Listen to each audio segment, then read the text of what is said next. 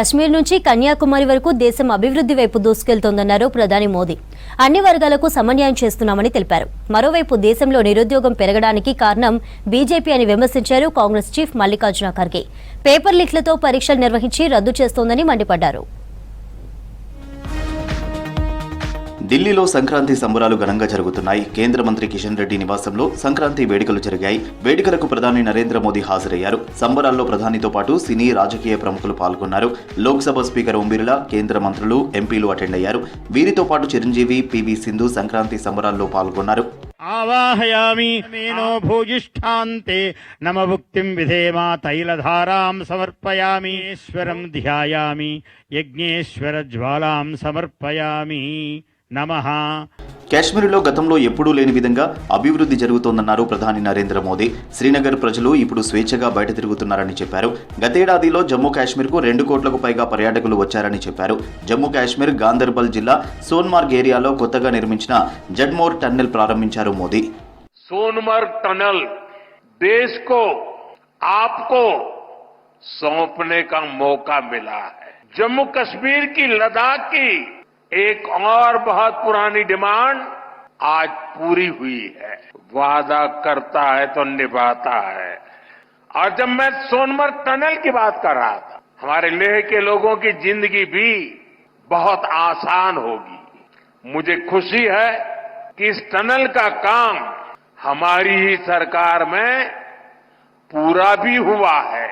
దేశంలో యువతను నిరుద్యోగ ఊబిలోకి నెట్టడానికి మోదీ ప్రభుత్వం బీజేపీని కారణమన్నారు కాంగ్రెస్ చీఫ్ మల్లికార్జున ఖర్గే. ఛత్తీస్గఢ్లో బీజేపీ ప్రభుత్వం 3,000 మంది మహిళా టీచర్లను విధుల నుంచి తొలగించిందని మండిపడ్డారు. బీజేపీ పాలిత రాష్ట్రం హర్యానా పేపర్ల లీక్లో నెంబర్ 1 గా ఉందని విమర్శిస్తూ ఎక్స్లో పోస్ట్ చేశారు Kharge.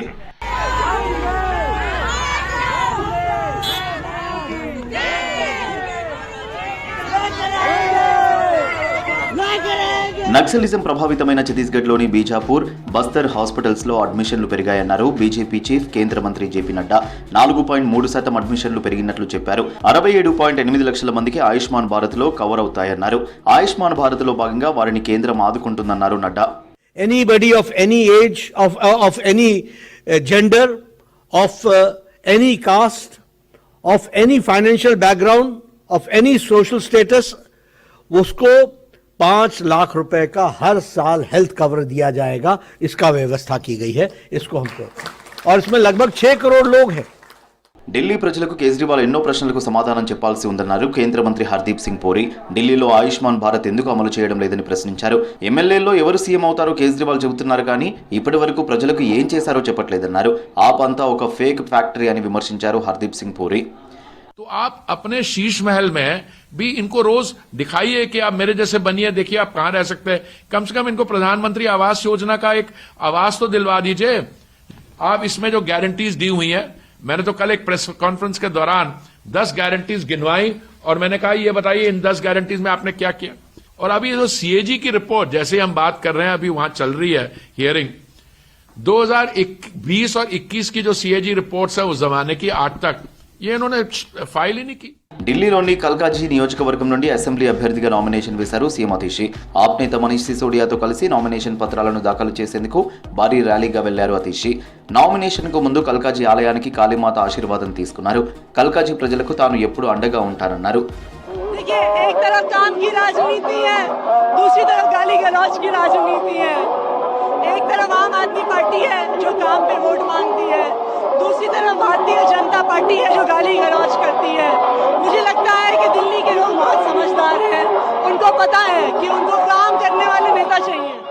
Delhi AICC head office కొత్త బిల్డింగ్ ప్రారంభోత్సవానికి అన్ని ఏర్పాట్లు జరుగుతున్నాయి. న్యూఢిల్లీలోని కోట్ల రోడ్లో ఈ నెల 15న కాంగ్రెస్ ప్రధాన కార్యాలయం, ఇందిరాగాంధీ భవన్ ఓపెనింగ్ సెరమనీ ఘనంగా నిర్వహించనున్నారు. ఏఐసీసీ కొత్త హెడ్ ఆఫీస్ ను కాంగ్రెస్ పార్లమెంటరీ పార్టీ అధ్యక్షురాలు సోనియా గాంధీ ప్రారంభించనున్నారు.